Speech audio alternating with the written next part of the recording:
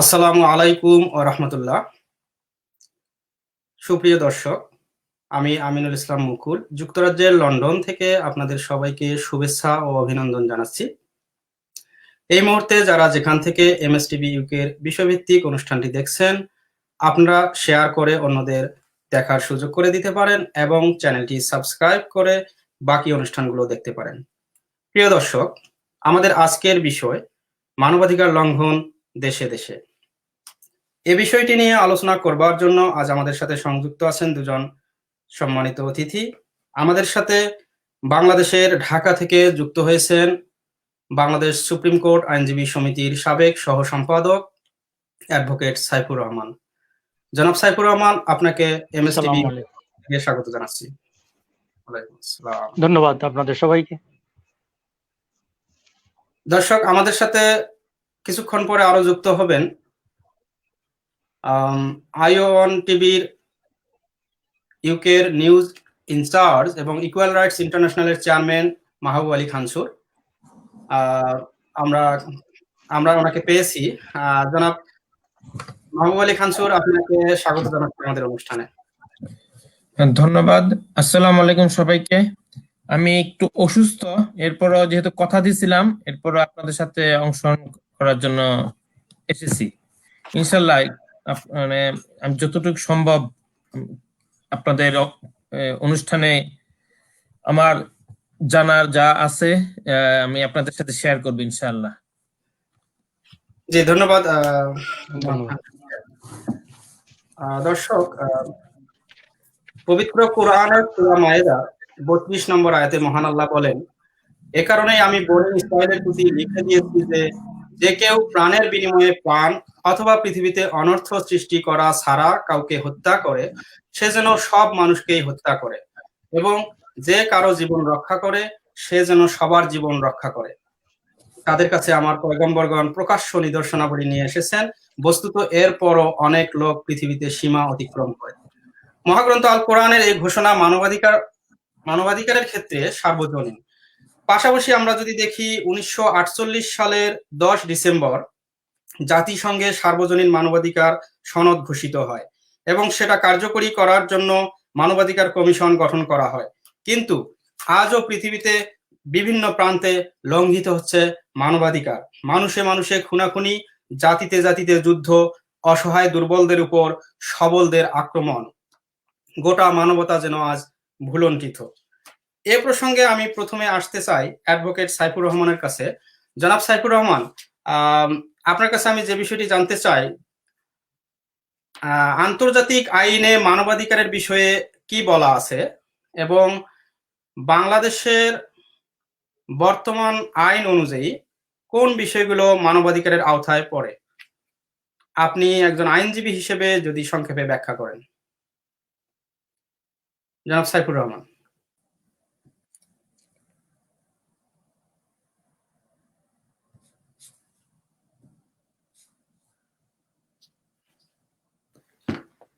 আসসালামু আলাইকুম। জি মুকুল ভাই, সাইফুর রহমান ভাই সম্ভবত যান্ত্রিক ত্রুটির কারণে একটু বিচ্ছিন্ন হয়ে গেছেন। তা আপনি আমি যদি চালিয়ে যান। ভাইয়ের কাছে আসতে চাই। জি, আপনি জানেন যে সাইফুর ভাই, আপনি আমার প্রশ্ন শুনতে পাচ্ছেন?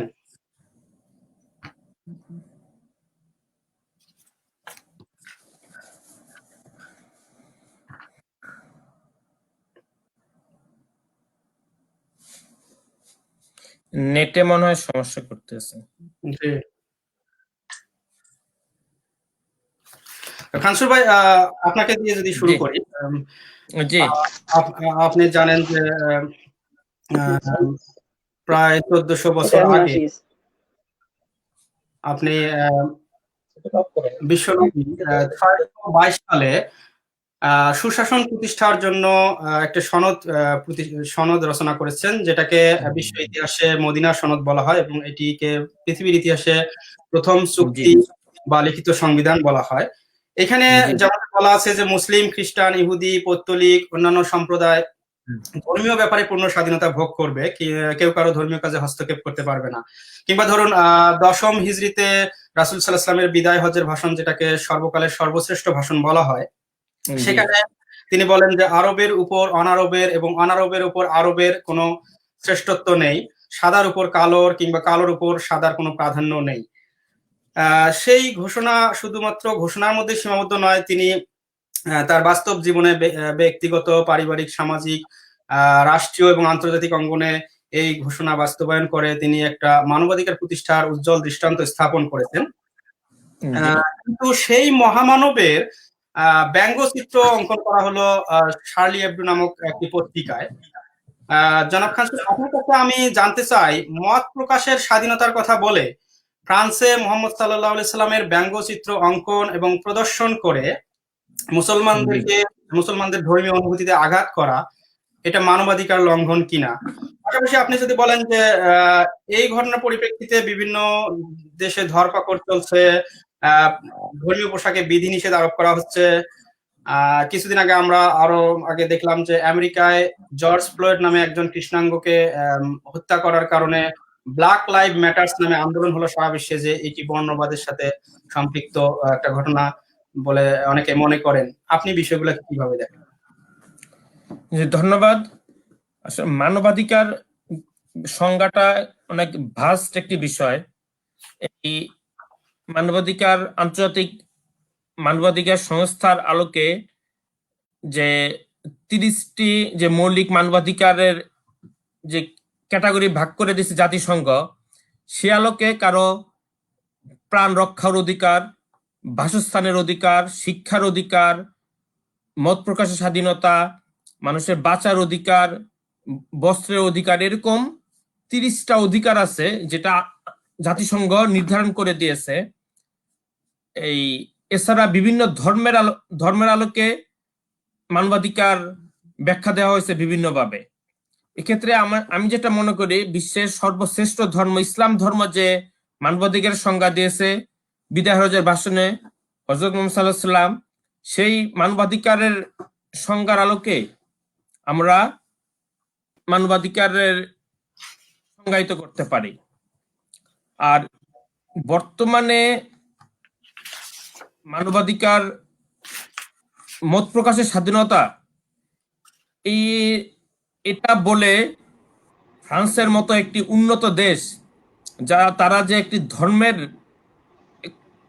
প্রধান প্রচারক বলা হয়, ধর্মের শ্রেষ্ঠ ব্যক্তি যাকে কটাক্ষ করে ছবি আঁকতেছে, তারা উদ্দেশ্যমূলক কোন একটা কারণে করতেছে আমার ধারণা।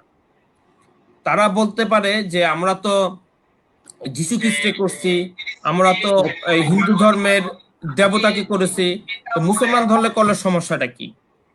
এক্ষেত্রে আমার বক্তব্য হচ্ছে, অন্য কোন ধর্মের যদি কোনো অবজেকশন না করে থাকে, মুসলমান ধর্মের কেউ অবজেকশন করবে না একই বিষয়ে, এটা হতে পারে না।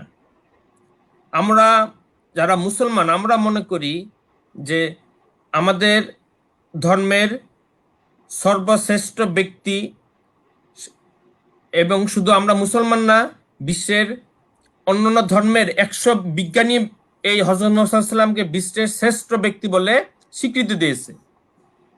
সো এই হযরত মুহাম্মদ সাল্লাল্লাহু আলাইহি ওয়াসাল্লামের ব্যঙ্গচিত্র করা আর অন্য ধর্মের কোন দেবদেবী অথবা অন্য ধর্মের পুরোহিতের এই ব্যঙ্গচিত্র করা সমান হতে পারে না।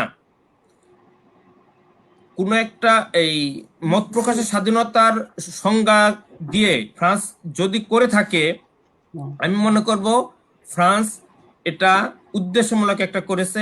আমরা দাবি করব ফ্রান্সকে অতি শীঘ্র এই সিদ্ধান্ত থেকে সরে আসার জন্য। অন্যথায় ফ্রান্সকে তার এই কাজের জন্য আন্তর্জাতিক অপরাধ আদালতে তার জন্য মামলা করা হতে পারে। তখন ফ্রান্স, আমি মনে করি ফ্রান্স তখন এটা থেকে কিভাবে সরে আসবে, তখন ফ্রান্স বুঝতে পারবে। যে ধন্যবাদ আপনাকে। আপনি ইকুয়াল রাইটস ইন্টারন্যাশনাল চেয়ারম্যান হিসেবে আপনি একটা মানবাধিকার সংগঠনের চেয়ারম্যান, এবং পাশাপাশি অন্যান্য মানবাধিকার যে সংস্থাগুলো আছে, তারা এই ব্যাপারে এখন পর্যন্ত কোনো পদক্ষেপ গ্রহণ করেছে কিনা, এই ব্যাপারে আপনি কতটুকু জানেন? জি, আমরা অন্যান্য সংগঠনের সাথে একসাথে স্টেটমেন্ট দিয়েছি। বিভিন্ন দেশ ফ্রান্সের এই স্টেটমেন্টের জন্য, ফ্রান্সের এই কর্মকাণ্ডের জন্য বিবৃতি দিছে। বাংলাদেশে আপনারা জানেন বিভিন্ন আন্দোলন হচ্ছে, মিছিল হচ্ছে, আর এই দেশে বিভিন্ন দেশে ফ্রান্সের পণ্য বয়কটের ডাক উঠেছে। এই ইভেন এই মধ্যপ্রাচ্যের কাতার এবং আমিরাতের যে প্রভাবটা, এটা ফ্রান্স টনক নড়ছে ফ্রান্সের অনেকটা। ফ্রান্স সরকার অনুরোধ করেছে যে তোমরা যদি এভাবে বয়কট করা শুরু করো তাহলে আমাদের অর্থনীতিতে ধস নামবে, এই বয়কট করো না। কিন্তু তাদের স্পর্ধা দেখে আমি আশ্চর্য হয়ে যাই।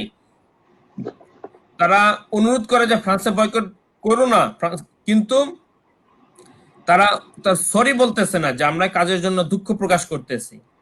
তো তারা যতক্ষণ পর্যন্ত দুঃখ প্রকাশ না করবে, এই মুসলমানদের যে ধর্মীয় আঘাত দেওয়া হয়েছে তাতে সেটা থেকে দূরে সরে না আসবে, ততক্ষণ পর্যন্ত আমরা ফ্রান্সের বিরুদ্ধে যত ধরনের আমাদের প্রতিবাদ এবং আন্দোলন আমরা চালিয়ে যাব ইনশাআল্লাহ। যে আপনার কথা অত্যন্ত পরিষ্কার জনাব কানসুর। আপনি যদি আমেরিকার এই যে জর্জ ফ্লয়েড হত্যাকাণ্ডের বিষয়টা একটু ব্যাখ্যা করেন, পাশাপাশি যদি দেখেন যে আমরা ইউরোপের বিভিন্ন দেশে ধর্মীয় পোশাকে নিষেধাজ্ঞা জারি করতেছে, কিন্তু আপনি ব্রিটেনে থাকেন, আপনি জানেন 1215 সালে ইংল্যান্ডে ম্যাগনা কার্টা নামক একটা চুক্তি স্বাক্ষরিত হয়। এই চুক্তির ফলে কারো স্বাধীনতা বা সম্পত্তিতে হস্তক্ষেপ করা যায় না, বিচার বিভাগের নিরপেক্ষতা রক্ষা করতে হবে, এই বিষয়গুলা এই চুক্তিতে আছে। তো আপনি কিভাবে দেখেন যে বর্ণবাদ ছড়িয়ে দেওয়া হচ্ছে কিনা ইউরোপ আমেরিকার দেশগুলোতে, এটা মূল্যায়ন করেন? জি, সরি,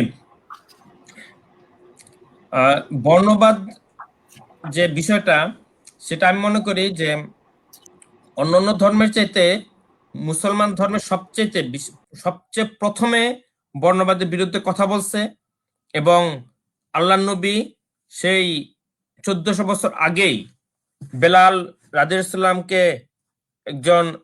তাকে দিয়ে আজান দেওয়ানোর মাধ্যমে আমরা বর্ণবাদের সমতা উজ্জ্বল দৃষ্টান্ত স্থাপন করেছেন বলে আমি মনে করি। অন্য ধর্মেও বর্ণবাদকে প্রশ্রয় দেয় না আমি যতটুকু জানি। এই বর্ণবাদের কারণে এই আমেরিকাতে আপনারা জানেন যে জর্জ ফ্লয়েডের উপর পুলিশ আক্রমণ করেছে, তাকে মেরে ফেলছে। আমরা মনে করি শুধু জর্জ ফ্লয়েড নয়, সারা বিশ্বের কোনো দেশেই যেন এই বর্ণবাদ না থাকে, এবং শুধু আমেরিকা নয়, ইউরোপের প্রতিটা দেশেই আপনারা জানেন যে মাল্টি কালচারালিজম, মাল্টি কালারের মানুষজন অবস্থান করে। এখানে কোনো চাকরি, কোনো এই ধর্মীয় কোনো প্রতিষ্ঠানের এই নেতৃত্ব দেওয়া, কোন সমাজের নেতৃত্ব দেওয়া, কোনো কালার এবং গোষ্ঠীর প্রাধান্য দেওয়া হয় না। আমরা দেখেছি ইউরোপের এবং ইউকেতে অনেক কালো মানুষ অনেক বড় বড় প্রতিষ্ঠানের প্রধান আছেন, তারপরে অনেক ধর্মীয় প্রতিষ্ঠানের প্রধান আছেন যে কালো মানুষ, তাদের যোগ্যতা বলে তারা সেখানে অবস্থান করেছে। আমরা মনে করি শুধু ইউরোপ আমেরিকা নয়, সারা বিশ্বের যেন কোনো বর্ণবাদের অবস্থান না থাকে। বিশ্বের সব জায়গায় যেন তাদের এই যোগ্যতা এবং আমল, তাদের অ্যাটিটিউডের মাধ্যমে যেন এই মানুষকে মূল্যায়ন করা হয়। ধন্যবাদ মাহবুবে খান। আমি অ্যাডভোকেট সাইফুর রহমানের কাছে আসতে চাই। আপনার কাছে যেমনটি বলছিলাম, আপনি একজন আইনজীবী হিসেবে আন্তর্জাতিক আইনের ক্ষেত্রে এবং বাংলাদেশের বর্তমান আইন অনুযায়ী কোন কোন বিষয়গুলা মানবাধিকারের আওতায় পড়ে বলে আপনি মনে করেন? ধন্যবাদ প্রিয় দর্শক শ্রোতা, আসসালামু আলাইকুম। আপনারা যারা আমাকে শুনছেন, এবং আমি এমএস টিভির কর্তৃপক্ষকে আন্তরিক ধন্যবাদ জানাচ্ছি শুধু লন্ডন থেকে আমাকে এই অনুষ্ঠানে আমন্ত্রণ জানানোর জন্য। আমি আমার আলোচনায় শুরুর আগেই এতক্ষণ খানসুর সাহেব যেভাবে আলোচনা করছিলেন, আমি এখানে একটু বার্নিং ইস্যু যেটা ফ্রান্সে, সে বিষয়ে 1 মিনিট কথা বলতে চাই এবং মূলত তারপরে আমি আমার মূল আলোচনায় ফিরে যাব। আমি যে কথাটা, আমাদের বাংলাদেশেও যেভাবে ফ্রান্সের বর্তমান প্রেক্ষাপটকে সামনে রেখে ব্যাপক আন্দোলন হয়েছিল, আমাদের সুপ্রিম কোর্টের আইনজীবীরাও এখানে সমবেত হয়েছিলেন এবং তারা প্রতিবাদ জানিয়েছিলেন। যে ঘটনাটাকে কেন্দ্র করে আজকে ফ্রান্সের অবস্থা তৈরি হচ্ছে, সেটি ছিল যে মূলত একটি বিচ্ছিন্ন ঘটনা। ফ্রান্সের প্যারিস শহর থেকে প্রায় 20 কিলোমিটার দূরে ওরিস্ট শহর নামক একটি শহর আছে, যেখানে স্যামুয়েল ফেটি নামক একজন স্কুল শিক্ষক, যিনি রাসূল সাল্লাল্লাহু আলাইহি ইসলামের কার্টুনটাকে, রাসূল সাল্লাল্লাহু আলাইহি ইসলামের ছবিকে কার্টুন হিসাবে তার ক্লাসরুমগুলোতে একের পর এক বর্ণনা করছিলেন। এবং এটা যখন প্রচার হলো যে কে বা কারা ওই স্যামুয়েল ফেটি যিনি শিক্ষক ছিলেন তাকে গলা কেটে হত্যা করা হলো। আর এই হত্যাকাণ্ডের প্রতিবাদে একটা স্মরণ সভা হলো। সেখানেই কিন্তু ম্যাক্রন, অর্থাৎ ইমানুয়েল ম্যাক্রন, যিনি ফ্রান্সের বর্তমান প্রেসিডেন্ট, তিনি সেখানে গেলেন এবং তিনি সেখানে মুসলমানদেরকে বিচ্ছিন্নতাবাদী হিসেবে ওই হত্যাকাণ্ডের জন্য দায়ী করলেন। আমি আজকের এই প্রোগ্রাম থেকে বা বিশেষ করে এমএস টিভির মাধ্যমে বিশ্ববাসী যারা যে যেখানে আছেন তাদের সবাইকে অনুরোধ জানাতে চাই, যে ঘটনাটির কারণেই মূলত এই আজকে ফ্রান্স এভাবে উত্তেজিত হলো, তারা মুসলমানদেরকে দায়ী করলো, আমরা মনে করি সেটি ছিল একটি বিচ্ছিন্ন ঘটনা এবং কোনো একজন বা দুইজন ব্যক্তি গুপ্ত হত্যার মাধ্যমে ওই শিক্ষকটাকে হত্যা করা হলো। সুতরাং এরকম একটু স্পেসিফিক অথবা বিচ্ছিন্ন কোনো ঘটনাকে কেন্দ্র করে কোনো হত্যাকাণ্ড গোটা মুসলিম কমিউনিটির বিরুদ্ধে তারা একের পর এক সিদ্ধান্ত নিচ্ছিলেন এবং সেখানেই তারা যে ডিসিশনগুলো আগামীতে আসছেন সংবিধানে, যে মুসলমানদের যে ফান্ডামেন্টাল রাইট সেটাকে কাটেল করার জন্য ফ্রান্স একমত হয়েছেন, তাদের রিলিজিয়াস রাইটটাকে কাটেল করার জন্য তারা একমত হয়েছেন এবং তাদের বিজনেস রাইট এন্ড আদার্স যে রাইটগুলো আছে সেগুলোকে তারা কাটেল করবেন বলে ঘোষণা দিয়েছেন।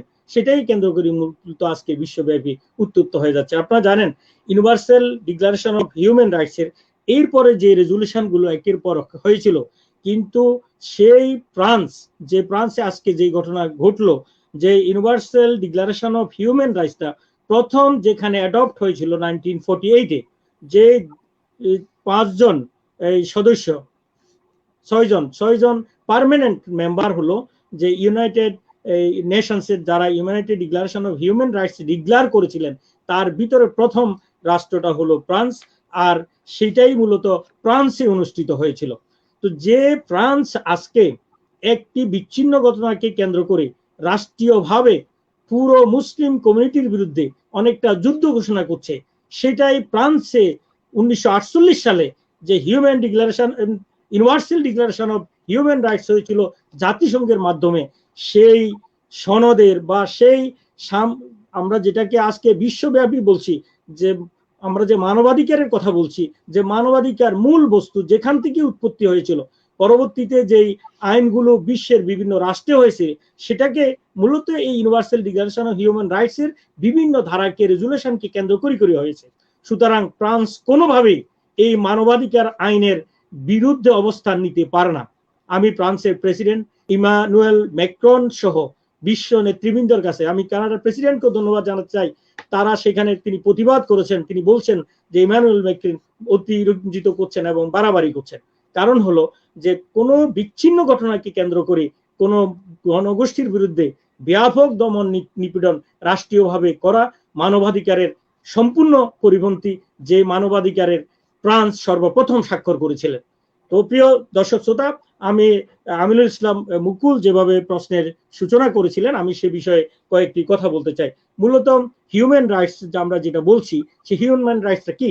একজন মানুষ হিসাবে তার যে ধরনের অধিকার থাকা দরকার, সে একটা রাষ্ট্রে বসবাস করবে, সে তার ইচ্ছা মতো চলাফেরা করতে পারবে, সে তার ব্যবসা বাণিজ্য করতে পারবে, সে তার ধর্মীয় অনুভূতি পালন করতে পারবে, সে তার এই বক্তব্যের স্বাধীনতা সে পাবে, এবং এই যে গ্যারান্টিগুলো যেটা যে রাষ্ট্রে সে থাকুক না কেন তাকে সেটা দিতে হবে। এটি হলো যে universal declaration of human rights এর মূল কথা। আর এটাকেই কেন্দ্র করি মূলত যে আইনগুলো একের পর এক আমরা দেখতে পাচ্ছি, সেটা হলো যে human rights, universal declaration of human rights, international covenant on civil and political rights, যেটা 1976 হয়েছিল। এরপরে optional protocol of international covenant on civil and political rights, যেটা মার্চ 1976 সালে হয়েছিল। Second optional protocol of international covenant on civil and political rights, সেটা হয়েছিল 1989 সালে। আপনারা জানেন Vienna declaration programme of action যেটা হয়েছিল, সেটা পলিটিক্যাল আর রিলিজিয়াস বিজনেস রাইটের ব্যাপারে, মূলত সেটি হয়েছিল 1993 সালে। ফুড কনফারেন্স হয়েছিল আপনারা জানেন 1974 সালে, সেখানেও কিন্তু এই বিষয়গুলো এসেছে। Convention of against torture and other cruel, inhuman or degrading treatment of punishment, যেটা জুনে 1987 সালে অনুষ্ঠিত হয়েছিল। Convention on the prevention of the punishment of the crime of genocide, এটা হয়েছিল 12 জানুয়ারি 1991 সালে। আপনারা জানেন convention on the elimination of all forms of discrimination against women, আপনারা সেই আইনটিও হয়েছিল 1989 সালে। Convention on the rights of the child, শিশুদের অধিকারের ব্যাপারেও একটা কনভেনশন হয়েছিল জাতিসংঘের অধীনে, সেটা ছিল 1990 সালে। আপনি যে ডিক্লারেশন গুলোর কথা বললাম, যে প্রোক্লামেশন গুলোর কথা বললাম, সেগুলো সবগুলো এসেছে universal declaration of human rights এর একটা ধারায়। সেই ধারাকে কেন্দ্র করে মূলত এই সম্মেলনগুলো, কনফারেন্স গুলো অনুষ্ঠিত হয়েছিল। এবং পৃথিবীর আপনারা জানেন সব কয়টি এই রাষ্ট্রের মধ্যেই যারা যারা এই আজকে আমরা সভ্য রাষ্ট্র বলছি, যেগুলোকে জাতিসংঘের অধীনে 193টি রাষ্ট্র রয়েছে, এবং এই সেখানে সর্বশেষ যে রাষ্ট্র এখানে ইন হয়েছিল সেটা হলো সাউথ সুদান, সেটা 13 জুলাই 2011 তারা সর্বশেষ ইন করেছে। তো যারা আজকে জাতিসংঘের অধীনে রাষ্ট্র হিসাবে নিজেদেরকে দাবি করছেন, অথবা এই universal declaration of human rights এর স্বাক্ষর করেছেন, অথবা তার বিভিন্ন যে কনফারেন্স গুলো, যে সম্মেলন গুলো যখন যেখানে হয়েছে সেগুলাতে সিগনেটরি, এই প্রত্যেকটা রাষ্ট্রেই মূলত আজ মানবাধিকার লঙ্ঘিত হচ্ছে। এবং তার অন্যতম 1 নম্বর উদাহরণ হিসাবে আমরা পাচ্ছি, যেটা সংগঠিত হলো ফ্রান্সে। এরপরে আপনারা দেখেন এই ইউনিভার্সাল ডিক্লারেশন হিউম্যান রাইটস এর যে পার্মানেন্ট মেম্বার, তার ভিতরে রয়েছে চায়না, ইউকে এবং ইউএসএ, এরপরে রাশিয়ান ফেডারেশন। আমরা এখন সবচেয়ে বেশি এই দুর্ভাগ্যের সাথে অথবা উদ্বেগের সাথে যেটা লক্ষ্য করছি, যে হিউম্যান রাইটস আজকে যেখানে যেখানে সবচেয়ে বেশি ভায়োলেশন হচ্ছে, সেটা হলো যে চায়না। চীনের তারা ব্যবসায়িক কমিউনিটি হিসেবে বিশ্বব্যাপী এস্টাবলিশড হওয়ার চেষ্টা করছেন, অথচ চায়নার দুটি অঞ্চল যেখানে আজ এই পরিষ্কারভাবে ভায়োলেশন হচ্ছে, একটা হলো উরুগুয়ে, এই আপনার উইগুর, আর একটা হলো টিবিটানস। এই দুইটা অঞ্চলগুলোতে তাদের যে মৌলিক রাইট গুলো আছে, সেখানে সবগুলোকেই একের পর এক কাটেল করা হয়েছে।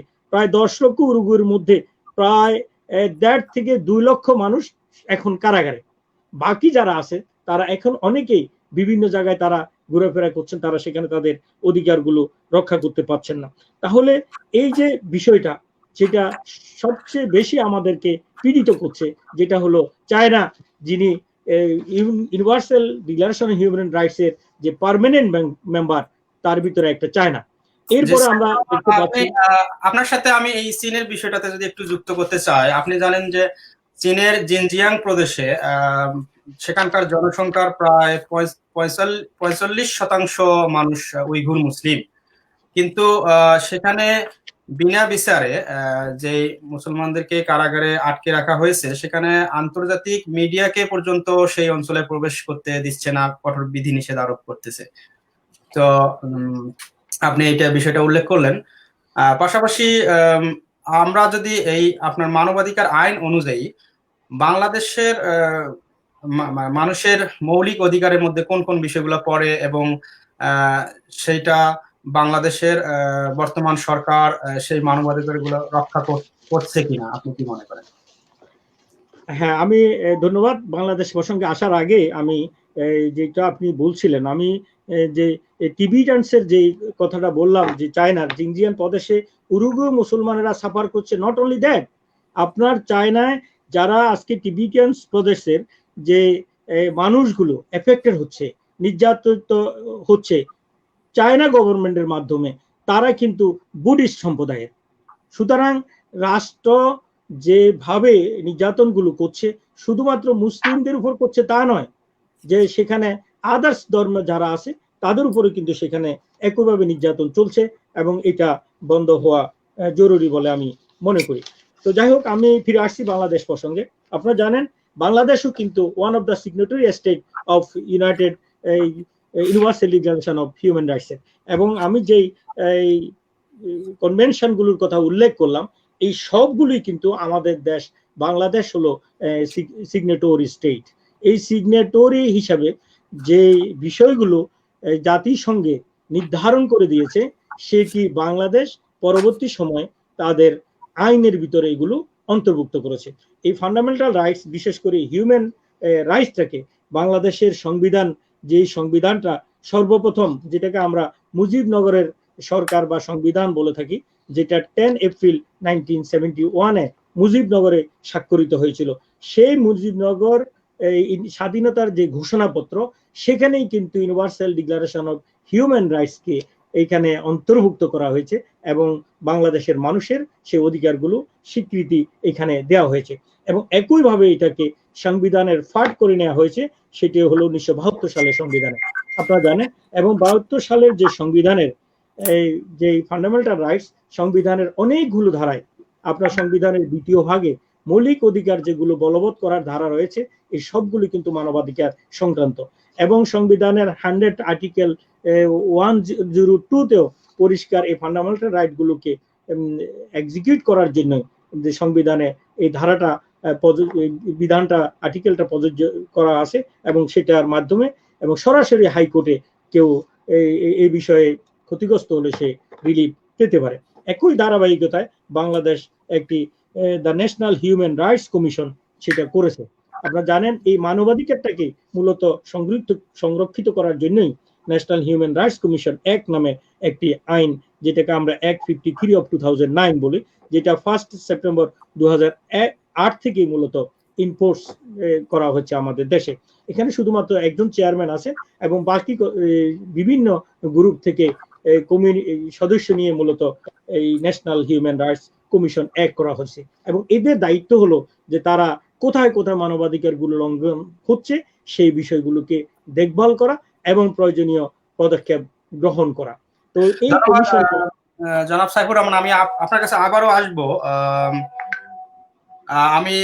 আপনি অনেক চমৎকার ভাবে মানবাধিকারের আইনগুলো ব্যাখ্যা করেছেন, এবং আপনি যেটি স্পষ্ট করেছেন যে কোনো বিচ্ছিন্নভাবে কোনো ব্যক্তির দায় কোনো সম্প্রদায়ের উপর চাপানো যায় না, বিষয়টি আপনি ব্যাখ্যা করেছেন। আমি জনাব মাহবুব আলী খানসুরের কাছে একটু আসতে চাই। জনাব খানসুর, আপনি জানেন বিশ্বে আলোড়ন সৃষ্টিকারী সাংবাদিক জামাল খাশোগিকে 2018 সালের অক্টোবর মাসে তুরস্কের ইস্তাম্বুলে সৌদি কনসুলেট অফিসে হত্যা করা হয়, যিনি 2005 সালে ব্রিটেনে নিযুক্ত সৌদি রাষ্ট্রদূত তুর্কি বিন ফয়সল আব্দুল আজিজের মিডিয়া পরামর্শক ছিলেন। সেই ব্যক্তি যখন সৌদি রাজতান্ত্রিক সরকারের সমালোচনা করে লেখালেখি শুরু করেন, তখনই জীবন দিয়ে তাকে মূল্য দিতে হয়। পাশাপাশি আপনি জানেন যে মিশরের ইতিহাসে প্রথম নির্বাচিত প্রেসিডেন্ট ডক্টর মোহাম্মদ মুরসিকে অন্যায়ভাবে অপসারণের সময় 2013 সালে খবর প্রচারের জেরে আল জাজিরার 3 জন সাংবাদিককে বিভিন্ন মেয়াদে জেল দেওয়া হয়। শুধুমাত্র ভিন্ন মত হওয়ার কারণে আপনি জানেন বাংলাদেশে 2019 সালের 13 ডিসেম্বর দৈনিক সংগ্রাম পত্রিকার সম্পাদক আবুল আসাদের উপর হামলা করা হয়, তার পত্রিকার অফিস ভাঙচুর করা হয় এবং তাকে গ্রেপ্তার করা হয় ডিজিটাল নিরাপত্তা আইনে। এর কিছুদিন তিনি অনেকদিন থেকে জেলে থাকার পরও দৈনিক সংগ্রামের আরেকজন সাংবাদিক রুহুল আমিন গাজী, যিনি একজন সাংবাদিক নেতা, ওনাকেও সেই একই মামলায় গ্রেপ্তার করা হয়। আমরা আরো দেখি আমার দেশ পত্রিকার ভারপ্রাপ্ত সম্পাদক মাহমুদুর রহমানকে একটা কোর্টে জামিন নিতে গেলে রক্তাক্ত হয়ে ওনাকে দেশ ছাড়তে হয়। তো এই যে মত প্রকাশের স্বাধীনতায় বাধা দিয়ে মানবাধিকার লঙ্ঘনের মতো এইরকম ঘটনাগুলো কেন ঘটছে বলে আপনি মনে করেন এবং এর পিছনে কারা দায়ী বলে আপনি মনে করেন, জনাব খান সাহেব? আপনাকে শোনা যাচ্ছে না, আপনি আপনাকে শোনা যাচ্ছে না, আপনি আপনারটা। হ্যালো, ধন্যবাদ আমিনুল ইসলাম মুকুল ভাই। আমি একটু অসুস্থ। লাইনটা আপনার আপনার মিউট হয়ে গেছে, একটু আনমিউট করেন। এখন ঠিক আছে? জি জি, এখন ঠিক আছে। ধন্যবাদ। আমার একটু জ্বর এবং মাথা ব্যথা, আমার একটু যেতে হবে। আমি এই বক্তব্যটা একটু সংক্ষেপে যদি বলেন। যে আমি সংক্ষেপে দিয়েছি। আমি সবার কাছে আবারও দুঃখ প্রকাশ করতেছি আমার শারীরিক অসুস্থতার জন্য। বেশিক্ষণ থাকতে পারবো না আপনাদের সাথে। ওই আপনি যে কথা বলতে কোশ্চেনটা করলেন যে মত প্রকাশের স্বাধীনতা, মত প্রকাশের স্বাধীনতা অবশ্যই সবার আছে, তবে কিভাবে মত প্রকাশ করতেছে সেটার উপর গুরুত্বপূর্ণ। আর আমার মত প্রকাশ স্বাধীনতা রাষ্ট্র কিভাবে গ্রহণ করতেছে অথবা ক্ষমতাসীনরা কিভাবে গ্রহণ করতেছে সেটাও দেখার বিষয়। বাংলাদেশ শুধু নয়, বিশ্বের প্রতিটি দেশেই গণমাধ্যমের যে আইন এটা সমান। এই গণমাধ্যমের আইনটা ইউনিভার্সাল, যে কেউ কোনো তথ্য প্রচার করলে সেটা যদি মিথ্যা না হয়ে থাকে তাহলে কোন রাষ্ট্রীয় কর্তৃপক্ষ তার বিরুদ্ধে কোনো আইনানুগ ব্যবস্থা নিতে পারবে না। আর যদি তার মিথ্যা তথ্য যদি ভুল হয়ে থাকে তাহলে এটা প্রমাণ করতে হবে, তারপর তার বিরুদ্ধে আইনগত ব্যবস্থা নিতে হবে ওই রাষ্ট্রের বিধিবদ্ধ সংবিধান আইন অনুযায়ী।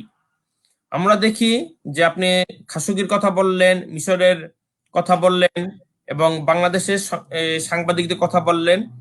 এই সবগুলি আমি মনে করি যে কোথায় একনায়কতন্ত্র, কোথাও রাজতন্ত্র, কোথাও স্বৈরতন্ত্র, যেগুলি প্রতিটা শাসন ব্যবস্থাই সাধারণত কুক্ষিগত করেন। তারা গণতন্ত্রে বিশ্বাস করে না, তারা এবং আইনের যে সুবিচারে বিশ্বাস করে না। তারা সবাই একই নীতিতে বিশ্বাসী, যে সেটা স্বৈরাচার হোক, একনায়কতন্ত্র হোক অথবা রাজতন্ত্র হোক। আমরা যেহেতু বাংলাদেশি, আমরা বাংলাদেশের এই গত 12 বছর যে সরকার আছে, আমরা মনে করি যে এক অনির্বাচিত সরকার, আর এই অনির্বাচিত সরকারকে আমরা স্বৈর শাসক, একনায়কতন্ত্র বলে আমরা মনে করতেছি। এই সরকার ক্ষমতায় টিকে থাকার জন্য, অনির্বাচিত সরকার ক্ষমতায় টিকে থাকার জন্য তারা মিডিয়াকে কুক্ষিগত করে রাখছে। যারাই তারা সরকারের সমালোচনা করতেছে, সরকারের বিপক্ষে মত প্রকাশ করতেছে, জনমত তৈরি করতেছে, তাদের বিরুদ্ধে তারা নানাভাবে বিভিন্ন উসিলা দিয়ে তারা তাদের কণ্ঠরোধ করতেছে। শুধু সংগ্রাম সম্পাদক নয়, আমার দেশ সম্পাদক মাহমুদুর রহমান নয়, সামাজিক যোগাযোগ মাধ্যমে যারাই সরকারের সমালোচনা করতেছে তাদেরকেই সরকার যে নতুন একটা আইন করছে, আপনারা জানেন, digital security act, DAC act, এই আইনের আলোকে তারা মানুষের মত প্রকাশের স্বাধীনতা কুক্ষিগত করেছে। সরকার বলতেছে যে ডিএসি একটা তারা বিভিন্ন অনলাইনের মানুষের এই লেখালেখি, তারপর নাগরিকদের সুবিধার্থে এই ডিএসসির একটা করতেছে। কিন্তু তারা সংবিধানে এবং কাগজে কলমে লিখতেছে যে এই নাগরিকদের সুবিধার জন্য, কিন্তু এটা প্রয়োগ করা হইতেছে অনলি যারা সরকারের বিরুদ্ধে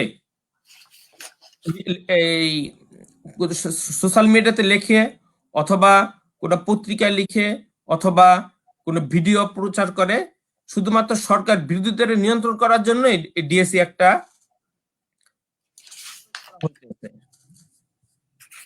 আমি মনে করি শুধু বাংলাদেশ নয়, পৃথিবীর অন্যান্য দেশেও এই মত প্রকাশের স্বাধীনতার আলোক এই নিয়ন্ত্রণের আলোকে বিভিন্ন দেশ সরকার এই আইনটাকে ব্যবহার করতেছে। ধন্যবাদ জি মাহবুব আলী খান সুর। আপনি অসুস্থতার মাঝেও আমাদেরকে সময় দেওয়ার জন্য আমরা আপনাকে বিদায় জানাতে চাচ্ছি, যেহেতু আপনি ধন্যবাদ। আর আমার জন্য দোয়া করবেন, সুস্থ রাখুন। আমার জন্য দোয়া করবেন। আর আমি আবার ইনশাল্লাহ পরবর্তীতে পরবর্তী কোনো অনুষ্ঠানে আবার আপনার সাথে দেখা হবে ইনশাআল্লাহ। দেখা হবে ইনশাআল্লাহ। জি, আমার জন্য দোয়া করবেন। আসসালামু আলাইকুম। জি, ওয়ালাইকুম আসসালাম। দর্শক, জনাব মাহবুব আলী খান সুর অত্যন্ত চমৎকার ভাবে মত প্রকাশের স্বাধীনতার বিষয়ে ওনার বক্তব্য পেশ করেছেন। উনি যেটি বলেছেন যে ভিন্ন মত দমনের জন্য বিশেষ করে যারা সরকার বিরোধী বিভিন্ন দেশে, যারা যে সকল দেশে স্বৈরতান্ত্রিক সরকার আছে, রাজতান্ত্রিক সরকার আছে, অথবা একনায়কতান্ত্রিক সরকার আছে, সেই সব দেশগুলোতে ভিন্ন মত দমনের জন্য নানাভাবে বিভিন্ন সময়ে আইন করে ভিন্ন মত দমন করার চেষ্টা করা হয়। সেরকম একটি আইন বাংলাদেশের ডিজিটাল নিরাপত্তা আইন, যেটার মাধ্যমে ভিন্ন মতের মানুষদেরকে দমন করার একটা হাতিয়ার হিসেবে ব্যবহার করা হয় সেই আইনটাকে। এবং গণমাধ্যম, পত্রপত্রিকা এবং সামাজিক যোগাযোগ মাধ্যমে যারা বিভিন্ন বিষয়ে সরকারের অনৈতিক কাজের সমালোচনা করে, সেই সমালোচনা বন্ধ করার জন্য সরকার ডিজিটাল নিরাপত্তা আইনের আশ্রয় নিয়ে বিভিন্ন সময়ে হামলা, মামলা এবং গ্রেপ্তার করে ভিন্ন মত দমন করার চেষ্টা করছে বলে অভিমত ব্যক্ত করেছেন মাহবুব আলী খান সুর। আমি আসতে চাই জনাব অ্যাডভোকেট সাইফুর রহমানের কাছে। জনাব সাইফুর রহমান, যেমনটি আমরা দেখি আফ্রিকা বা মধ্যপ্রাচ্যের মধ্যে যে অস্থিতিশীল পরিস্থিতি বিরাজ করছে, যেমন ধরুন মধ্যপ্রাচ্যে যুদ্ধ বিগ্রহ, ইরাক, সিরিয়া, লিবিয়া, ইয়েমেনের যুদ্ধ, এর ফলে লক্ষ লক্ষ মানুষ শরণার্থী হচ্ছে, খাদ্য, শিক্ষা, চিকিৎসার অভাব থেকে বঞ্চিত হচ্ছে। পাশাপাশি ফিলিস্তিনে ইসরায়েলের যে অবৈধ বসতি স্থাপন, এর মাধ্যমে যে ফিলিস্তিনিরা মানবেতর জীবনযাপন করছে, সেই বিষয়গুলোকে আপনি এই মানবাধিকার লঙ্ঘনের কোন দৃষ্টিভঙ্গিতে দেখেন এবং এই মানবাধিকার লঙ্ঘনের পিছনে কারা দায়ী বলে আপনি মনে করেন? ধন্যবাদ। আসলে মানবাধিকার এখন যেভাবে লঙ্ঘিত হচ্ছে, পুরা পৃথিবীটা এখন জেলখানায় পরিণত হয়েছে। আমি আগেও বলেছিলাম, মানবাধিকার যারা আইন রচনা করেছিলেন, যাদের স্থায়িত্ব রয়েছে, আমরা যাদেরকে বলছি যে ফিক্সড মেম্বার, যাদের সিগনেটরিতে এই মানবাধিকার সনদ স্বাক্ষরিত হয়েছে, আজকে তাদের রাষ্ট্রগুলোতেই মূলত মানবাধিকার বিঘ্নিত হচ্ছে। এবং এই রাষ্ট্রগুলো একটা সুপার পাওয়ার রাষ্ট্র হিসেবে নিজেদেরকে টিকিয়ে রাখার জন্য এই মধ্যপ্রাচ্য সহ আফ্রিকার বিভিন্ন অঞ্চলে প্রতিনিয়ত তারা এই সংঘাত অব্যাহত রেখেছে। আপনারা জানেন, বিভিন্ন গ্রুপ উপগ্রুপ আমরা দেখতে পাচ্ছি, সেগুলো কিন্তু কোনো না কোনো রাষ্ট্রের দ্বারা গঠিত। এই রাষ্ট্রগুলো অস্থিতিশীল পরিবেশ তৈরি করে, একটা টার্ময়েল সিচুয়েশন তৈরি করে, মূলত জাতিদের ভিতরে ভেদাভেদ সৃষ্টি করে রেখেই একের পর এক এই নির্যাতনের রাস্তাটা তারা বেছে নিয়েছে। আপনারা জানেন, আমরা যদি ফিলিস্তিনের দিকে যাই তাহলে দেখি যে জাতিসংঘের অধীনেই কিন্তু এই ফিলিস্তিনে ভোট হয়েছিল এবং সেখানে বলা হয়েছিল জাতিসংঘ যে ফিলিস্তিনের নাগরিকেরাই তারা ঠিক করবে যে তারা কি স্বাধীন থাকবে না থাকবে না। সেখানে দেখা যাচ্ছে তারা স্বাধীনতার পক্ষে মত দিয়েছে। একইভাবে কাশ্মীরের ব্যাপারেও কিন্তু গণভোট হয়েছিল, সেই কাশ্মীরের জনগণ কিন্তু গণভোট দিয়েই তাদের স্বাধীনতা স্বীকৃতি পেয়েছে। কিন্তু সেই এই কাশ্মীরে পর্যন্ত ভারত তার স্বাধীনতা তো দেয়নি, বরং তাদেরকে যে সাহিত্য শাসন দেওয়া হয়েছিল সেটাও পরবর্তীতে নাগরিকত্ব আইন সংশোধনের মাধ্যমে তুলে দেওয়া হয়েছে। তো আপনি যদি ভারতের দিকে তাকান তাহলে সেখানেও কিন্তু একই পরিস্থিতি দেখবেন। যদি একইভাবে যদি আপনি মায়ানমার দিকে তাকান তাহলে সেখানেও দেখা যাচ্ছে যে তারা তাদের মতের পরিপন্থী, ধর্মের পরিপন্থী কাউকে সেখানে তারা থাকতে দিচ্ছে না। সেই জন্য সেখানে রাষ্ট্রীয়ভাবে অর্থাৎ আর্মিদের দ্বারা নির্যাতিত হয়ে সেখানের লক্ষ লক্ষ মানুষ এখন বাংলাদেশে আশ্রয় নিয়েছে। আমি যদি আজকে যদি মধ্যপ্রাচ্যে যাই, তাহলে মধ্যপ্রাচ্যের অঞ্চলগুলোতে যে সমস্যা দেখা যাচ্ছে সেটি হলো যে তারা শুধু মৌলিক অধিকার নয়, যে আল্লাহ প্রদত্ত যে নির্ধারিত তাদের অধিকারগুলো রয়েছে, তাদের যে দায়িত্বগুলো রয়েছে, রেসপন্সিবিলিটি গুলো রয়েছে, তারাও কিন্তু সেটা পালন করতে ব্যর্থ হচ্ছে। এবং তার একই রাষ্ট্রে কিন্তু দু ধরনের আইন তারা পরিচালনা করে। যেখানে তারা স্থানীয় নাগরিক, তাদের জন্য এক ধরনের আইন, এবং যারা বাহির থেকে আসে তাদের জন্য আরেক ধরনের আইন। এইভাবে দু ধরনের আইন ব্যবস্থাপনা দিয়েই মূলত পুরা পৃথিবীটাকে একটা গ্রুপ শাসক আর একটা গ্রুপ শোষিত, এই ধারায় তারা নিয়ে যাচ্ছে। সেই হিসাবে আমি মনে করি যে মধ্যপ্রাচ্যে যেই নির্যাতনগুলো আমরা দেখতে পাচ্ছি, এই সব কিছুই তো মানবাধিকারের পরিপন্থী। এখন কে এটার সমাধানটা করবে? যেখানে মানবাধিকার লঙ্ঘন রাষ্ট্র থেকে নিচ থেকে করা হয়, রাষ্ট্রীয়ভাবে রাষ্ট্রীয় সেনাবাহিনী দিয়ে করা হয়, যেখানে রাষ্ট্রের আইন দিয়ে আরেকজনের অধিকার খর্ব করা হয়, সেখানে এই মানবাধিকার রক্ষা করার দায়িত্বটা কে নিবে? জি সাইফুর রহমান, আপনি যেমন জানেন, আপনার সাথে আমি একটু যোগ করতে চাই যে মধ্যপ্রাচ্যের আপনি জানেন যে শ্রমিক নির্যাতন, যেখানে মধ্যপ্রাচ্যের দেশগুলোতে শ্রমিকদেরকে বিভিন্নভাবে নির্যাতন করা হয়। যেমন অনেককে মাসের পর মাস বেতন দেওয়া হয় না। সর্বোপরি সেখানে মানব পাচার করা হয়। বাংলাদেশের একজন এমপি কুয়েতে বিচারের সম্মুখীন হয়েছেন, আপনি জানেন, উনি মানব পাচারের সাথে জড়িত। এর পাশাপাশি আমরা যদি দেখি, মহিলা কর্মীরা, বাংলাদেশ থেকে অনেক মহিলা কর্মী মধ্যপ্রাচ্যের দেশগুলোতে যায়, ওনাদেরকে গৃহকর্মী হিসেবে নিয়োগ দেওয়ার পরে তাদেরকে শারীরিকভাবে নির্যাতন করা হয়, অনেক ক্ষেত্রে জোর করে দেহ ব্যবসায় বাধ্য করা হয়, নারী পাচার করে। এই বিষয়গুলা আপনি কিভাবে দেখেন? আমি যে বিষয়টা আপনাকে বলতে চাই সেটি হলো, মধ্যপ্রাচ্যের আমরা যতটুকু সেখানে গিয়েছি, দেখা গিয়েছে আরব আমিরাতে বলেন, সৌদি আরব বলেন, বা কুয়েতে বলেন, বা অন্য কোনো রাষ্ট্রে বলেন, সেখানে কিন্তু মূলত যে আইনগুলো তারা পরিচালনা করছে, সেখানে তাদের আইনের অধীনে তাদের নাগরিকদের জন্য বিচার ব্যবস্থা এক ধরনের, আর বাহিরের যারা, তারা কিন্তু তাদের আইন পর্যন্ত পৌঁছতেও পারে না। বাংলাদেশ থেকে যে শ্রমিকগুলো যেখানে যাচ্ছে, সেখানে বাংলাদেশি পত্রপত্রিকা এবং এই আমাদের হাইকোর্ট ডাইরেকশন দিয়েছেন যে এইভাবে কিন্তু যে শ্রমিকগুলোকে পাঠানো হচ্ছে, তাদের জন্য যে চাকরির একটা শর্ত আছে, যে একটা চুক্তি আছে, তাদেরকে একটা কাজের জন্য নেওয়া হয়, সেটা আরেকটা কাজে তাদেরকে ব্যবহার করা হয়, সেই বিষয়গুলো কিন্তু তারা সেখানে কিন্তু মধ্যপ্রাচ্যের সরকারগুলো সেটা কিন্তু জানেন।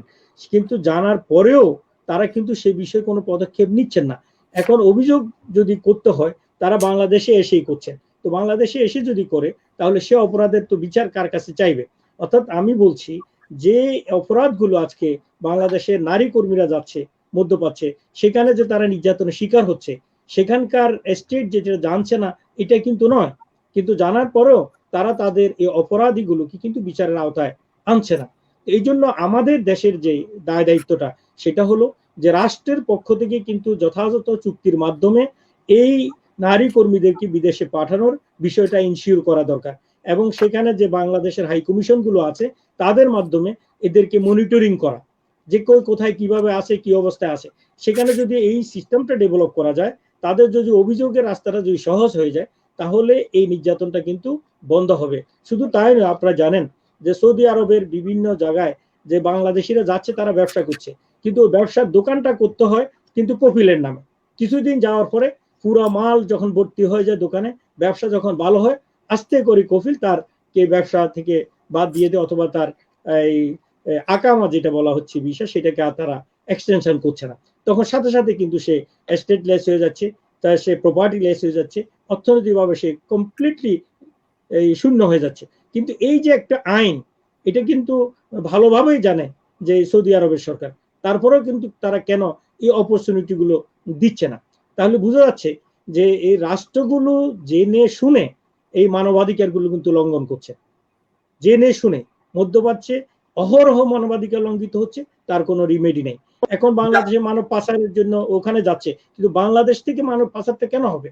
এখানে বাংলাদেশের যে মানব পাচারের এখন আইন করা আছে, যেখানে যে শাস্তির বিধান করা আছে, কিন্তু সেই শাস্তির আওতায় যদি আনতে হয়, তাহলে যথাযথভাবে মামলাটা করতে হয়। দেখা যাচ্ছে একজন পাচার হয়ে যাওয়ার পর, এফেক্টেড হওয়ার পর অনেক দিন পরে আসি যখন একটা মামলা বাংলাদেশের আদালতগুলোতে করছে, যে যথাযথভাবে কিন্তু এভিডেন্স ডেভেলপ করছে না, এলিগেশন গুলো সেভাবে এস্টাবলিশ করতে পারছে না।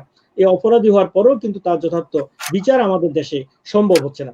তো এই জন্য এই মানবাধিকার গুলো শিওর করার সাথে সাথে কিন্তু আইনের কিন্তু ধারাবাহিকতা রাখতে হবে এবং চৌকস অবিচার দিয়ে সেইগুলো তদন্ত করাতে হবে।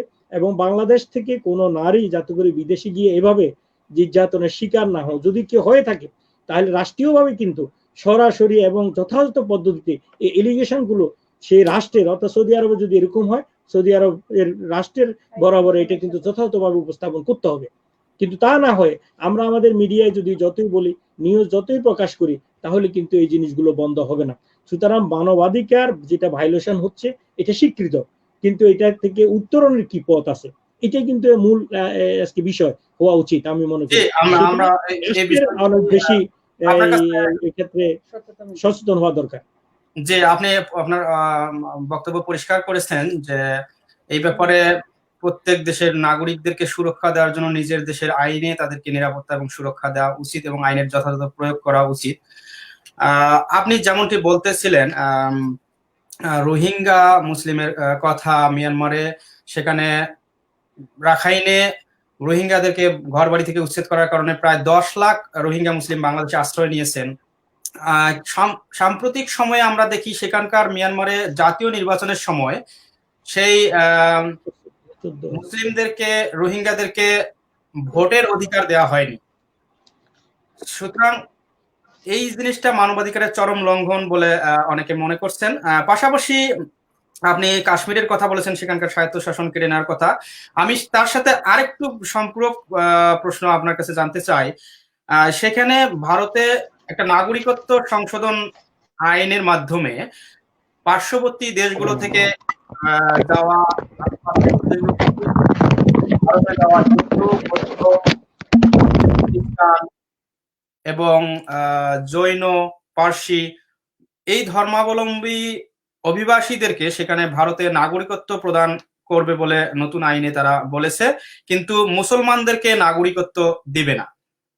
এই আইনের বিরুদ্ধে প্রতিবাদ করার কারণে সেখানকার উগ্রবাদীরা এই বছরের শুরুর দিকে প্রায় 50 জনকে নৃশংসভাবে হত্যা করে এবং শত শত মুসলিমকে আহত করে। তাহলে কি মুসলমানদের মানবাধিকার থাকতে নেই? আপনি কি মনে করেন? লাইট চলে গেছে, দেখো তো। জনাব সাইফুর রহমান, আপনি আমাকে শুনতে পাচ্ছেন?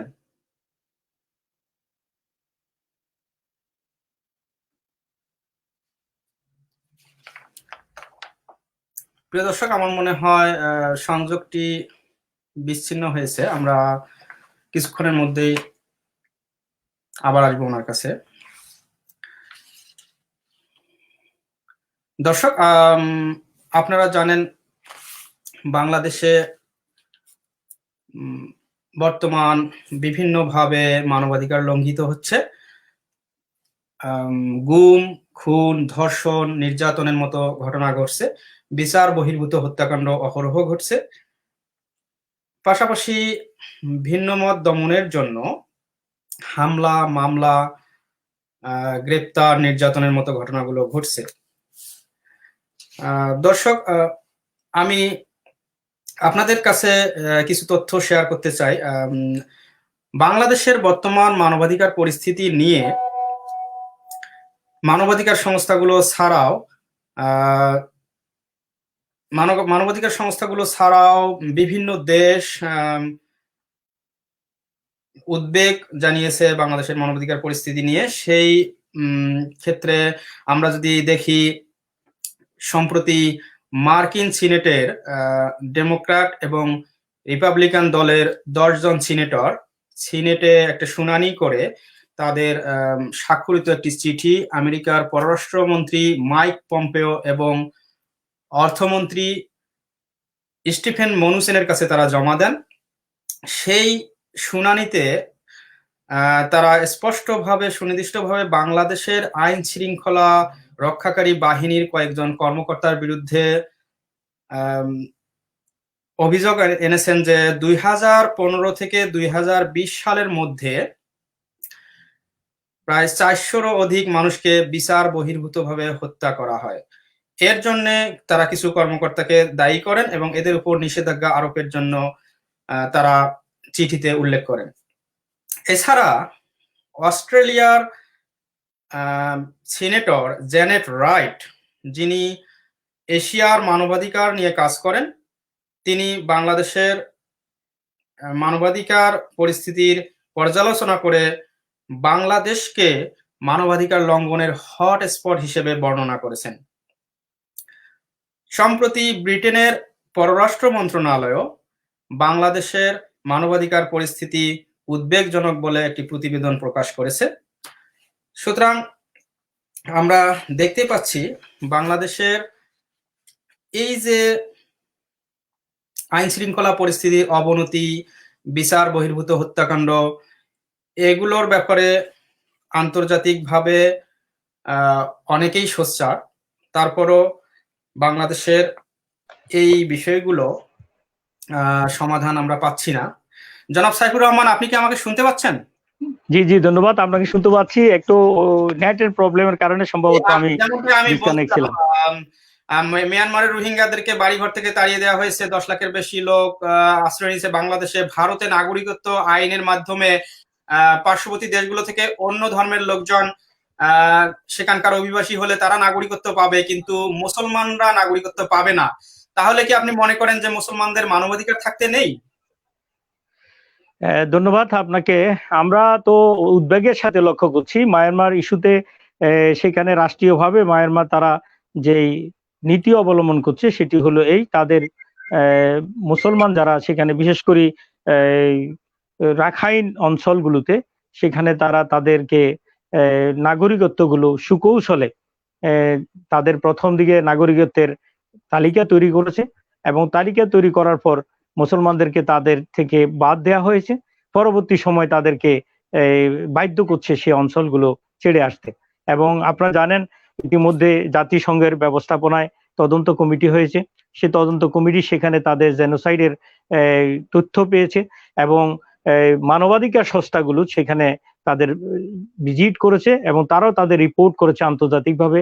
আমিও কিন্তু বিবিসিতে একটা সাক্ষাৎ দিয়েছিলাম এবং একইভাবে রোহিঙ্গা বাংলাদেশে যারা আসছে তাদের মধ্যে আমরা রিলিফ ওয়ার্ক করেছি। বাংলাদেশ এখানে এক বিশাল উদারতার পরিচয় দিয়েছে যে এতগুলো মানুষ, অর্থাৎ 10 লাখ মানুষ, বাংলাদেশের মতো একটা গরিব রাষ্ট্র কিন্তু বিশ্বের কাছে আজ একটা এক্সাম্পল হয়ে গিয়েছে যে তারা এই নিপীড়িত মানুষগুলোকে আশ্রয় দিয়ে তাদের থাকা খাওয়ার ইনশিওর করেছে। সংশ্লিষ্ট সবাইকে ধন্যবাদ জানাই এরকম একটা পদক্ষেপ নেওয়ার জন্য। আপনি ভারতের বিষয়টি যদি একটু বলেন। জি জি, আমি এই প্রসঙ্গটি চলে আসছি।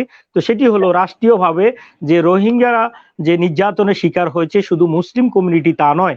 আপনারা যদি আজকে কক্সবাজারের যে রোহিঙ্গা ক্যাম্পগুলোতে যান তাহলে দেখতে পাবেন বাংলাদেশ সরকারের ব্যবস্থাপনায় হিন্দুদের জন্য একটা পৃথক ক্যাম্পেরও ব্যবস্থা করা আছে, সেখানেও কিন্তু শত শত হিন্দু এবং বৌদ্ধ সেখানে রয়েছে।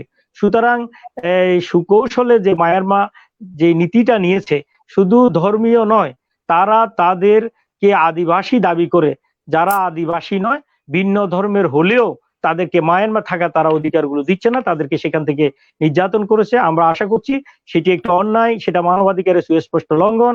তার মুখোমুখি একদিন অং সান সু চিকে হতেই হবে এবং এই নাগরিকগুলো যারা আমাদের দেশে চলে এসে আশ্রয় নিয়েছে তারা একদিন তাদের দেশে ফিরে যাবে এবং রাষ্ট্র ক্ষমতায় তারাও একদিন আদিষ্ট হবে। আমি ভারতের দিকে যেতে চাই। আপনারা জানেন ভারতের যে ইস্যুটা তৈরি করেছে যে আসাম থেকে শুরু করে পশ্চিমবঙ্গ এবং রাষ্ট্রের বিভিন্ন অঞ্চলগুলোতে সেখানে তারা যে নাগরিকত্বের আইন দিয়েই যে নতুন করে তারা করছে, সেখানে গেছে ভারতের সাবেক একজন প্রেসিডেন্ট, তার নামও কিন্তু বর্তমানের এই তালিকায় নেই।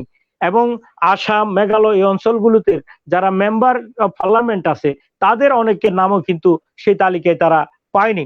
এখন পরবর্তী সময় তাদের স্বরাষ্ট্র মন্ত্রণালয় থেকে একটা ঘোষণা দিয়েছে ইন্ডিয়া, সেটা হলো যে এই আইন যাই করা হোক না কেন, যারা এই অঞ্চলে বসবাস করে এই ধর্ম, অর্থাৎ হিন্দু, বৌদ্ধ, খ্রিস্টান, এই ধর্মের লোকগুলোকে যে ইন্ডিয়া থেকে বিতাড়িত হবে না, তারা সেই দেশে থাকতে পারবে।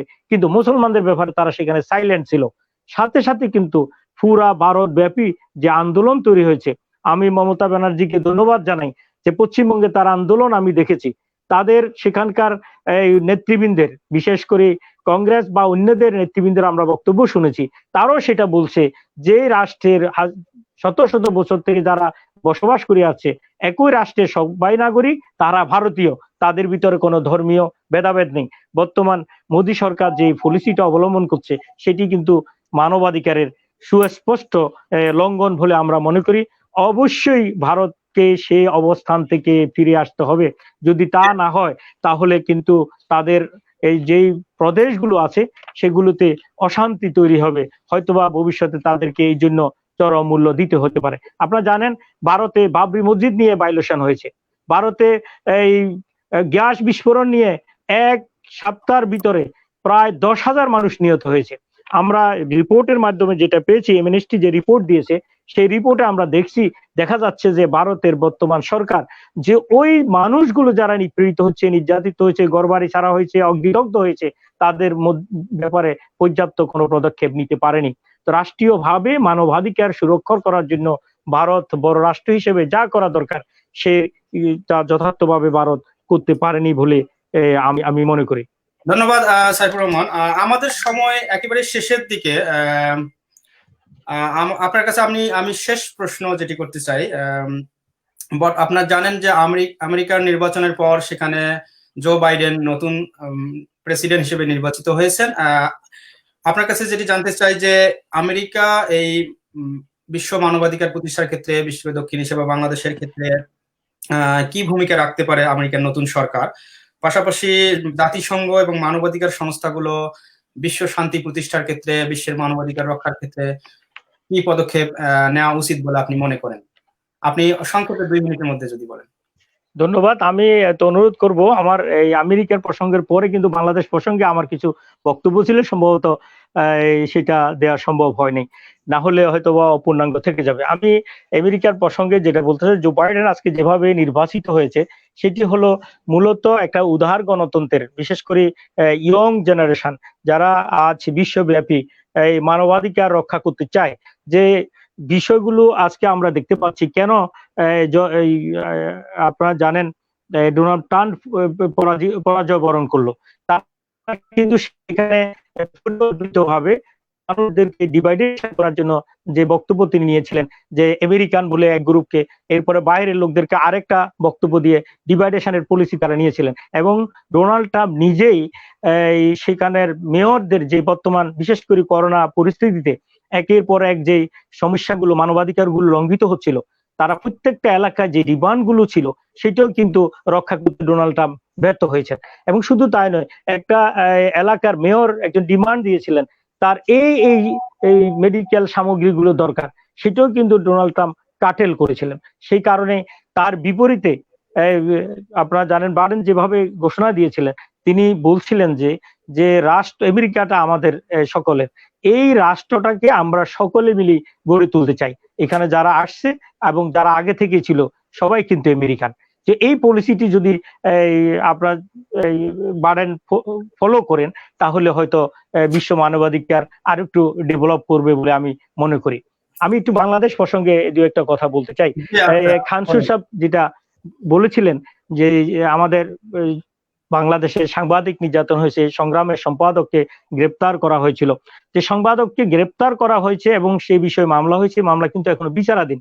সেই জন্য আমি হয়তো সাবজেক্ট ম্যাটার নিয়ে যথার্থ বলবো না, কিন্তু যে বিষয়টা সবচেয়ে দুঃখজনক সেটি হলো যে আবুল আসাদ সাহেবকে গ্রেপ্তারের যে প্রক্রিয়াটা আমরা মিডিয়ায় যেভাবে দেখেছি, তাকে গ্রেপ্তার করার জন্য যেই অস্ত্রধারী যুবকগুলো এসেছেন তারা তাকে তার অফিস থেকে ধরে নিয়ে নিচে নেমেছেন, নামিয়ে ফেলে পুলিশের হাতে তুলে দিয়েছেন। তাহলে কি হলো? যে অস্ত্রধারী দ্বারা একজন সম্পাদক নির্যাতিত হলো এবং তাকে সেখান থেকে ধরে আনা হলো, তারপরেই তো মামলা হলো। মামলার কাজটা কিন্তু অনেক পরে হয়েছে। তাহলে মামলা করার আগেই একজন নাগরিককে যে প্রক্রিয়া হেস্তনেস্ত করে শায়েস্তা করা হলো, শাস্তি দিল, এটা তো ক্রিমিনাল। এই ক্রিমিনাল গুলো কিন্তু সাথে সাথে পুলিশের দায়িত্ব ছিল যে ওদেরকে গ্রেপ্তার করা। আর সংগ্রাম সম্পাদক যদি যার বক্তব্য যদি তিনি রাষ্ট্র বিরোধী হয়ে থাকে তাহলে রাষ্ট্র তার বিরুদ্ধে পদক্ষেপ নিবে। রাষ্ট্রের পুলিশ আছে, রাষ্ট্রের আইন শৃঙ্খলা বাহিনীর লোকজন আছেন, আপনারা কারা? এই বিষয়টা কিন্তু আমাদের দেশে এমন ভাবে বেড়ে গিয়েছে যেখানে আপনি সুস্পষ্টভাবে এগুলার মানবাধিকার লঙ্ঘিত হচ্ছে। এটা সাংবাদিকের ব্যাপারে বলেন, ব্যবসায়ীর ব্যাপারে বলেন, আপনি একটা চেক ইস্যু করলেন, দেখা যাচ্ছে চেক রিলেটেড মামলা, যে আরেক গ্রুপ এটার সাথে রিলেটেড হয়ে কিন্তু ওই চেকটা নিয়ে টাকা আদায়ের জন্য ব্যবস্থা করছেন। সেই জন্য পুলিশ হেডকোয়ার্টার থেকে নোটিশ জারি করতে বাধ্য হয়েছে, সিভিল কোনো বিষয়ে, চেক সংক্রান্ত বিষয়ে, এরকম কোনো বিষয়ে কোনো পুলিশ কোথাও ইন্টারফেয়ার করতে পারবে না। এগুলো অ্যাবসলিউটলি আদালতের বিষয়। তাহলে সুতরাং আইন শৃঙ্খলা বাহিনীকে যে আদারওয়াইজ যেভাবে ব্যবহৃত হচ্ছে সেগুলো কিন্তু মানবাধিকার সুস্পষ্টভাবে লঙ্ঘিত হচ্ছে। এই জন্য বাংলাদেশে যে মানবাধিকার লঙ্ঘনের হারটা একটা স্পষ্ট সবার কাছে। আপনি এমনেস্টির রিপোর্টে যান, আমাদের মানবাধিকার সংস্থাগুলো রিপোর্ট যান, হাইকোর্টে এই বিষয়ে বহুবার রিট হয়েছে, মামলা হয়েছে। আপনারা জানেন আমরা একটা মামলায় আইনজীবী ছিলাম, ট্রাইব্যুনালে মামলা চলছে, সুখরঞ্জন বালি নামক একজন সাক্ষী ট্রাইব্যুনাল গেটে আসলো, আমরা ভিতরে দাঁড়িয়ে আসলাম, একটা বিশাল বাহিনী এসে ওকে সেখান থেকে তুলে নিয়ে গেল। আমরা পিছন দিকে চিৎকার দিলাম, কোনো রিমেডি নাই। কোর্টকে জানালাম, কোর্ট বললো আমি কিভাবে এখানে বলবো। তিনি পুলিশকে বললেন একটা রিপোর্ট দেন, পুলিশ রিপোর্ট দিল যে এরকম কোনো ঘটনা ঘটে নাই। কিন্তু সেই ঘটনা ঘটলো এবং সেই সুখরঞ্জন বালি কিন্তু ভারতের কারাগারে এখনো অবস্থান করছে। এইভাবে দেখা যাচ্ছে বাংলাদেশ থেকে আপনি সালাউদ্দিন সাহেবকে গ্রেপ্তার করা হলো, সেই তাকে খুঁজে পাওয়া যাচ্ছে না। পরবর্তী সময় দেখা গেল যে তিনি ভারতে তিনি কিন্তু সেখানে রয়ে গেলেন। তো বাংলাদেশ থেকে কেউ যদি অপহরণ হয়, কাউকে যদি পাওয়া না যায়, তাহলে সীমান্তের ওপারে তাকে কি করে পাওয়া যায়? তাহলে বাংলাদেশের যে বর্ডার সিস্টেম আছে, বাংলাদেশের যে নিরাপত্তা সিস্টেম আছে, যে এইটা নিয়ে কিন্তু প্রশ্ন থেকেই যায়। তো এই জন্য বাংলাদেশের সামগ্রিক পরিস্থিতি এই জন্য উদ্বেগজনক। যে আইন শৃঙ্খলা বাহিনীর হাতে কত লোক মারা গেছে, র্যাব কত মেরেছে, পুলিশ কত মেরেছে, ক্রস ফায়ারে কত হয়েছে, এই সব কিছু কিন্তু এমনেস্টি এবং আদার্স সংস্থাগুলো রিপোর্টে কিন্তু যথার্থভাবে এসে গিয়েছে। আপনি জানেন সাম্প্রতিক সময়ে ওসি প্রদীপ নামে একজন ওসি প্রায় 200-রও অধিক মানুষকে বিচার বহির্ভূত ভাবে হত্যা করেছে এবং সাম্প্রতিক সময়ে ধর্ষণের মতো ঘটনাগুলো ঘটছে, এগুলো আপনি জানেন। আমাদের আজকে সময় কম থাকার কারণে আমরা বিস্তারিত এই বিষয়গুলোতে যেতে পারতেছি না। হয়তো আরো অন্য কোনো দিন আমরা এই বিষয়গুলো নিয়ে আলোচনা করতে পারবো। আপনাকে এই অনুষ্ঠানে অংশগ্রহণ করার জন্য আবারও ধন্যবাদ জানাচ্ছি। সেই সাথে দর্শক যারা, সবাইকে আমরা ধন্যবাদ জানাচ্ছি। প্রিয় দর্শক, আপনারা এতক্ষণে আমাদের অতিথিদের মূল্যবান বিশ্লেষণ এবং মতামত শুনেছেন। তারা উভয়ই মানবাধিকার রক্ষার ক্ষেত্রে যে কোনো দেশে গণতান্ত্রিক পরিবেশের কথা বলেছেন, মত প্রকাশের স্বাধীনতার উপর গুরুত্ব দেওয়ার কথা বলেছেন। আমরা চাই বিশ্বব্যাপী মানবতার জয় হোক, শান্তিতে শান্তিতে ভরে উঠুক পৃথিবী, যেখানে থাকবে না কোনো হানাহানি, খুনোখুনি আর অস্ত্রের ঝনঝনানি, যেখানে জাতি, ধর্ম, বর্ণ নির্বিশেষে মিলেমিশে হবে একাকার, এমন একটি বসুন্ধরাই আমাদের দরকার। মহান আল্লাহ তাআলা এই করোনা মহামারীর সময় আপনাদের সবাইকে সুস্থ রাখুন, ভালো রাখুন, সেই প্রত্যাশায় আল্লাহ হাফেজ।